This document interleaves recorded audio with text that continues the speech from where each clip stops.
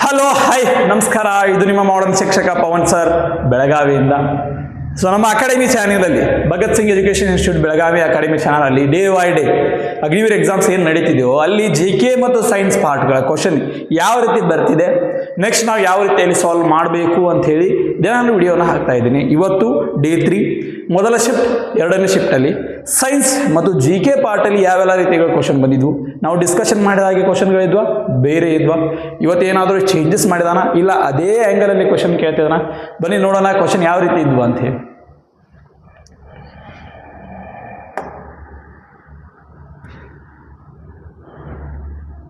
First question,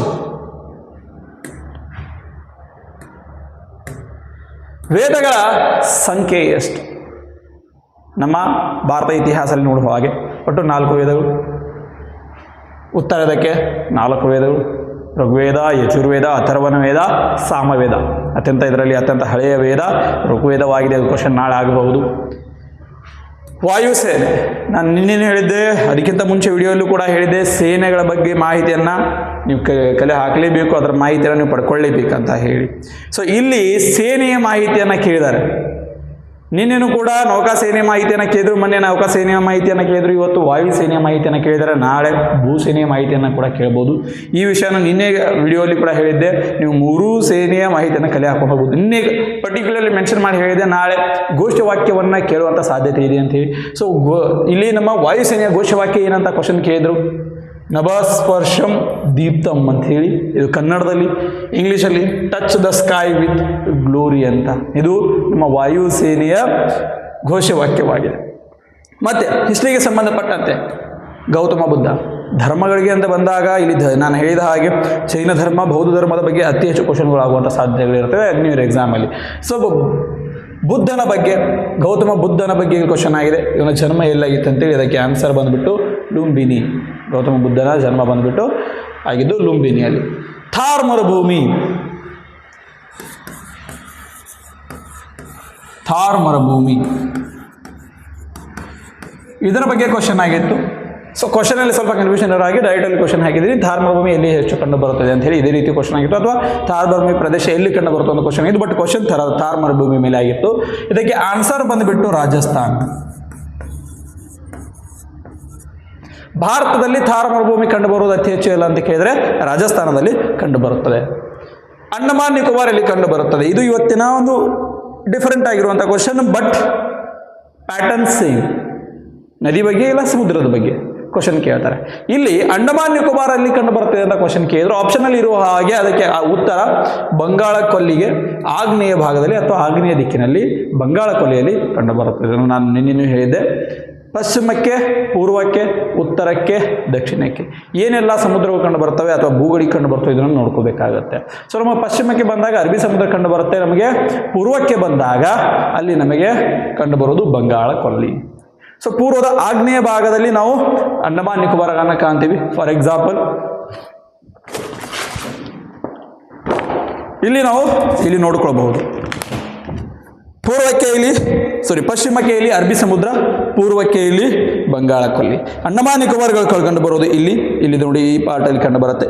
ಈ ದಿಕ್ಕನ್ನು ನೋಡಿದಾಗ ಪೂರ್ವ ಅಂತ ಅನ್ನಕ್ಕೆ ಬರಲ್ಲ, ಪೂರ್ವದಲ್ಲಿ ಇದಕ್ಕೆ ಆಗ್ನೇಯ ದಿಕ್ಕು ಅಂತೀವಿ. ಈ ಆಗ್ನೇಯ ದಿಕ್ಕಿನಲ್ಲಿ ಅಂಡಮಾನ್ ನಿಕೋಬಾರ್ಗಳು ಕಂಡು ಬರುತ್ತೆ. ಇಲ್ಲಿ ಮೇಲೆ ಉತ್ತರಕ್ಕೆ ನಮಗೆ ಭೂಭಾಗ ಕಂಡು ಬರುತ್ತೆ, ದಕ್ಷಿಣಕ್ಕೆ ನೀರಿನ ಭಾಗ ಕಂಡು ಬರುತ್ತೆ, ಪೂರ್ವಕ್ಕೆ ನೀರಿನ ಭಾಗ, ಪಶ್ಚಿಮಕ್ಕೂ ನೀರಿನ ಭಾಗ. ಪೂರ್ವಕ್ಕೆ ಭೂಗಡಿನೂ ಕೂಡ ಇದೆ, ಪಶ್ಚಿಮಕ್ಕೆ ಭೂಗಡಿನೂ ಕೂಡ ಇದೆ. ಬಟ್ ಇಲ್ಲಿ ಕ್ವಶನ್ ಏನಾಗಿತ್ತು, ಅಂಡಮಾನ್ ನಿಕೋಬಾರ್ಗಳು ಏನು ಕಂಡು ಬರ್ತಾವೋ ಇದು ಯಾವ ಭಾಗದಲ್ಲಿ ಅಥವಾ ಎಲ್ಲಿ ಕಂಡು ಬರುತ್ತೆ ಅಂತ ಕೇಳಿದಾಗ ಅದಕ್ಕೆ ಉತ್ತರ ಬಂಗಾಳ ಕೊಲ್ಲಿಯಲ್ಲಿ ಆಗ್ನೇಯ ಭಾಗದಲ್ಲಿ ಕಂಡು ಬರುತ್ತದೆ. ಇದು ಇವತ್ತಿಗೆ 3 ಬಾರಿ ಅಂದರೆ 3 ಶಿಫ್ಟ್ಗಳಲ್ಲಿ ಕ್ವಶನ್ ಕೇಳಿದ್ದಾರೆ. ಮುಂಡಾ ದಂಗೆ ಇದರ ನಾಯಕತ್ವ ವಹಿಸಿದ್ದು ಯಾರು? ಮುಂಡಾ ದಂಗೆಯ ನಾಯಕತ್ವ ವಹಿಸಿದ್ದು ಬಿರ್ಸಾ ಮುಂಡಾ. ಬಿರ್ಸಾ ಮುಂಡಾ ಈ ಮುಂಡಾ ದಂಗೆಯ ನಾಯಕತ್ವವನ್ನು ವಹಿಸಿದಂಥ ವ್ಯಕ್ತಿಯಾಗಿದ್ದರು. ನಿನ್ನೆ ಬ್ರಹ್ಮ ಸಮಾಜದ ಬಗ್ಗೆ ಕೇಳಲಾಗಿತ್ತು, ಇವತ್ತು ಆರ್ಯ ಸಮಾಜದ ಬಗ್ಗೆ ಕ್ವಶನ್ ಆಗಿದೆ.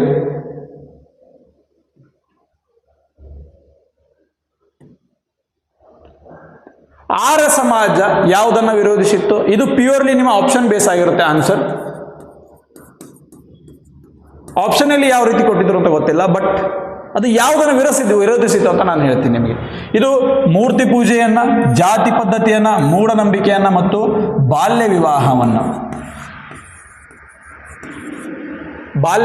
ಈ 4 ಪದ್ಧತಿಗಳನ್ನು ಇದು ಕಂಪ್ಲೀಟ್ಲಿ ವಿರೋಧ ಮಾಡಿತ್ತು. ಯಾವುದು? ಆರ್ಯ ಸಮಾಜ. ನಿನ್ನೆ ಬ್ರಹ್ಮ ಸಮಾಜದ ಬಗ್ಗೆ ಕೇಳಿದ್ರು, ಇವತ್ತು ಆರ್ಯ ಸಮಾಜದ ಬಗ್ಗೆ ಕೇಳಿದ್ದಾರೆ. ನೆಕ್ಸ್ಟ್ ಸೈನ್ಸಲ್ಲಿ ಯಾವ ರೀತಿ ಒಂದು ಕ್ವಶನ್ ಆಗಿತ್ತು ಅಂತ ನೋಡಿದರೆ, ವಿಟಮಿನ್ ಎ, ನಾನು ಸೈನ್ಸ್ ವಿಡಿಯೋ ಏನು ಹಾಕಿದ್ದೀನಿ ಅದರಲ್ಲಿ ಪ್ಯೂರ್ಲಿ ಕಂಪ್ಲೀಟಾಗಿ ಈ ಟಾಪಿಕ್ಸ್ಗಳು ಕವರ್ ಆಗಿದೆ. ಒಂದೇ ವಿಡಿಯೋ ಹಾಕಿದ್ದೆ, ಬಟ್ ಅದರಲ್ಲಿ ಎಲ್ಲ ಕವರ್ ಆಗಿದೆ.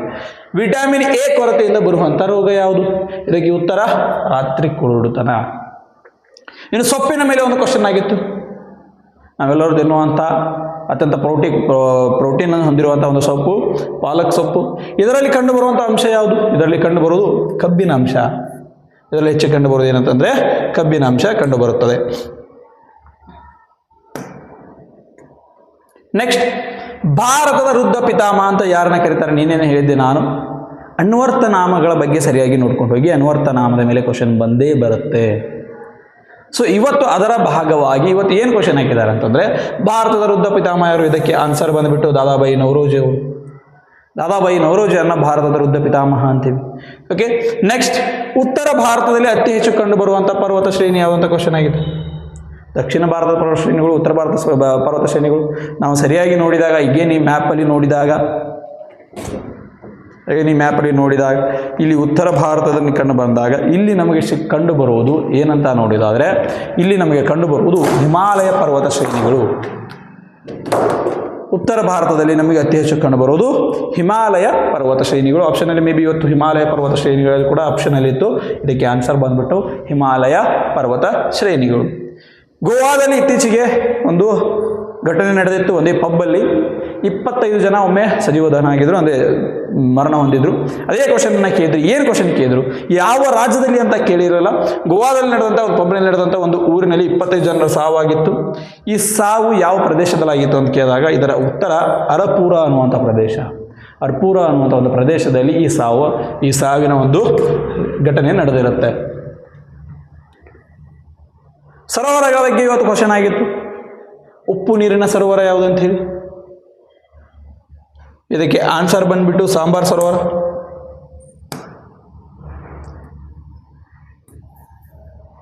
ಸಾಂಬಾರ್ ಸರೋವರ ಇದಕ್ಕೆ ಉತ್ತರವಾಗಿರುತ್ತೆ, ಉಪ್ಪು ನೀರಿನ ಸರೋವರ. ನೆಕ್ಸ್ಟ್, ಪಂಚಾಯತ್ ವ್ಯವಸ್ಥೆ. ನಿನ್ನೆನೇ ಕ್ವಶನ್ ಆಗಿತ್ತು, ನಿನ್ನೆನೇ ವಿಡಿಯೋಲಿ ಹೇಳಿದ್ದೆ ಕೂಡ. ಪಂಚಾಯತ್ ವ್ಯವಸ್ಥೆ ಬಗ್ಗೆ ಕೇಳಾದಾರೆ ಅಂತಂದರೆ ಮೊದಲು ನೀನೇನು ಕೇಳಿದ್ರು ಯಾವ ಪಂಚಾಯಿತಿ? ಅದು ಗ್ರಾಮ ಪಂಚಾಯಿತಿ ಆಗಿತ್ತು. ಅದರ ಜೊತೆಗೆ ನಾನೇನು ಆನ್ಸರ್ ಹೇಳಿದ್ದೆ. ಗ್ರಾಮ ಪಂಚಾಯಿತಿ ಯಾವ ಗ್ರಾಮ ಪಂಚಾಯಿತಿ? ರಾಜಸ್ಥಾನದ ನಾಗೂರ್ ಎಂಬ ಪ್ರದೇಶದಲ್ಲಿ ಆದಂತಹ ಗ್ರಾಮ ಪಂಚಾಯಿತಿ. ಇವತ್ತು ಕ್ವಶನ್ ಅದೇ ಆಗಿತ್ತು. ಭಾರತದಲ್ಲಿ ಮೊದಲ ಬಾರಿಗೆ ಗ್ರಾಮ ಪಂಚಾಯಿತಿ ಯಾವ ಪ್ರದೇಶದಲ್ಲಿ ಪ್ರಾರಂಭ ಆಯಿತು?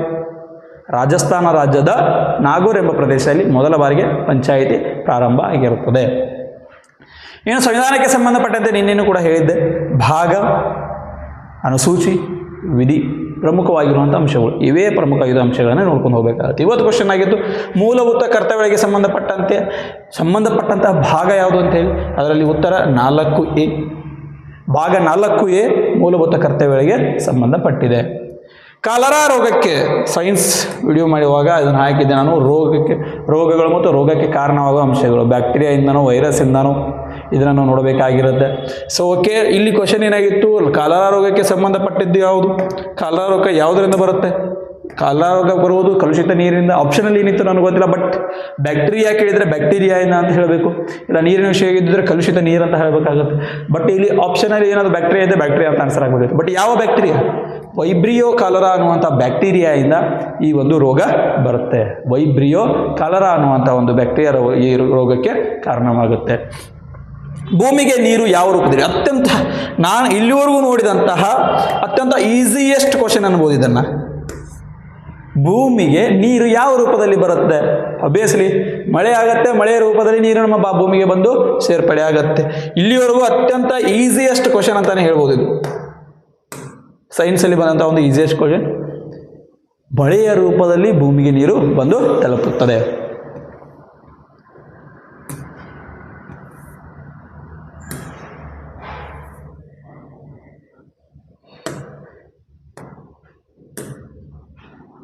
ಗ್ಯಾಲ್ವನೀಕರಣ.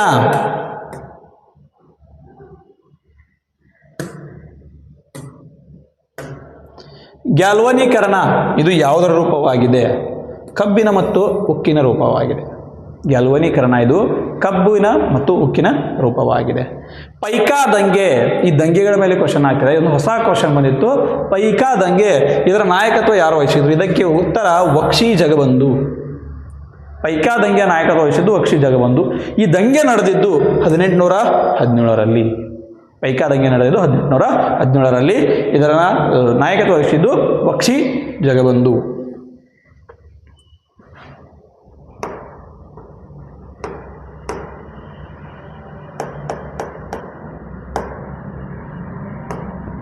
ಓಕೆ, ಇದಿಷ್ಟು ಇವತ್ತಿಗೆ ಆದಂತಹ ಪ್ರಮುಖ ವಿಷಯಗಳ ಟಾಪಿಕ್ ಆಗಿತ್ತು. ಅಂದರೆ ಯಾವೆಲ್ಲ ಕ್ವಶನ್ಗಳು ಫಸ್ಟ್ ಆ್ಯಂಡ್ ಸೆಕೆಂಡ್ ಶಿಫ್ಟಲ್ಲಿ ಸೈನ್ಸ್ ಮತ್ತು ಜಿಗೆ ಕ್ವಶನ್ಗಳು ಬಂದಿದ್ದು ಅಂತ ಹೇಳಿ. ಅಗೇನ್ ಇವತ್ತು ಕೂಡ ನಿಮಗೆ ಹೇಳ್ತೀನಿ ಯಾವೆಲ್ಲ ಟಾಪಿಕ್ಗಳ ಮೇಲೆ ನೀವು ಕವರ್ ಅಪ್ ಮಾಡ್ಕೋಬೇಕು. ದಂಗೆಗಳು, ಅದರಲ್ಲೂ ಪ್ರಮುಖವಾಗಿರೋದು 1857ರ ದಂಗೆ, ಭಾರತದ ಮೊದಲ ಸ್ವತಂತ್ರ ಸಂಗ್ರಾಮ ಅಂತೀವಿ ಇದನ್ನು.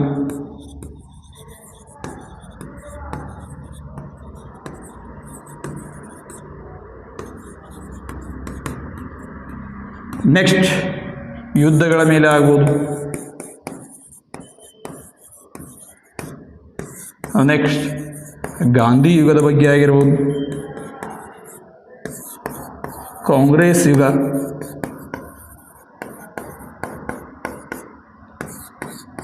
ಕ್ರಾಂತಿಕಾರಿ,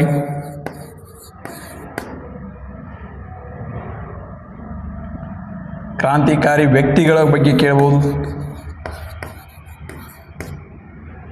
ಅಂದರೆ ಇಲ್ಲಿವರೆಗೂ ಆಗಿದೆ. ಅಂದರೆ ನೆಕ್ಸ್ಟ್ ಯಾವೆಲ್ಲ ಕ್ವಶನ್ಗಳಾಗ್ಬೋದು?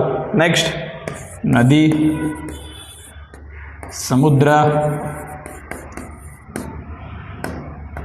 ಸಮುದ್ರ ದಂಡೆ ನಗರಗಳು, ಪ್ಲಸ್ ನದಿ ದಂಡೆ ನಗರಗಳು,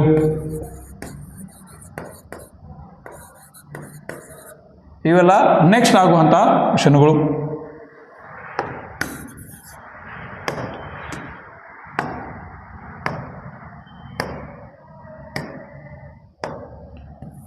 ಇವುಗಳನ್ನು ಬಿಟ್ಟರೆ ಸೈನ್ಸಲ್ಲಿ ವಿಟಮಿನ್,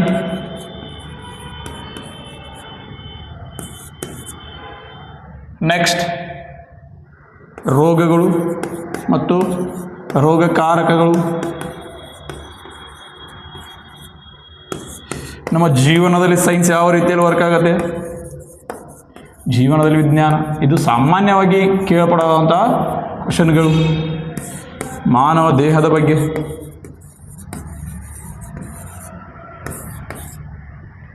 ಮತ್ತು ಸಸ್ಯವರ್ಗದ ಬಗ್ಗೆ ಮತ್ತು ಅದರಲ್ಲಿನ ಅಂಶಗಳ ಬಗ್ಗೆ,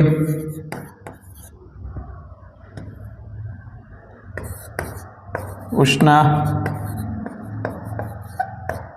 ನೀರು, ಬೆಳಕು, ಈ ಎಲ್ಲ ವಿಷಯಗಳು ನೀವು ನೆಕ್ಸ್ಟ್ ಎಕ್ಸಾಮ್ಸ್ ಯಾರಿದೆ, ಇನ್ನೂ ಯಾರೆಲ್ಲ ಎಕ್ಸಾಮ್ ಬರ್ದಿಲ್ಲೋ, ಇನ್ನು ನೆಕ್ಸ್ಟ್ ಏನು ಎಕ್ಸಾಮ್ಸ್ ಅದಾವೆ ಆ ಎಕ್ಸಾಮ್ಸಲ್ಲಿ ನೀವು ಈ ಕ್ವಶನ್ಗಳನ್ನು, ಈ ವಿಷಯಗಳನ್ನು ನೀವು ಜಾಸ್ತಿ ಫೋಕಸ್ ಮಾಡಿ ಹೋಗಬೇಕಾಗತ್ತೆ. ಯಾಕಂದರೆ ನಾಳೆ ಬರುವಂಥ ಕ್ವಶನ್ಗಳಲ್ಲಿ ಅಥವಾ ನೆಕ್ಸ್ಟ್ ಬರುವಂಥ ಎಕ್ಸಾಮ್ಸ್ಗಳಲ್ಲಿ ಈ ಕ್ವಶನ್ಗಳು ಬರುವಂಥ ಸಾಧ್ಯತೆಗಳಿವೆ.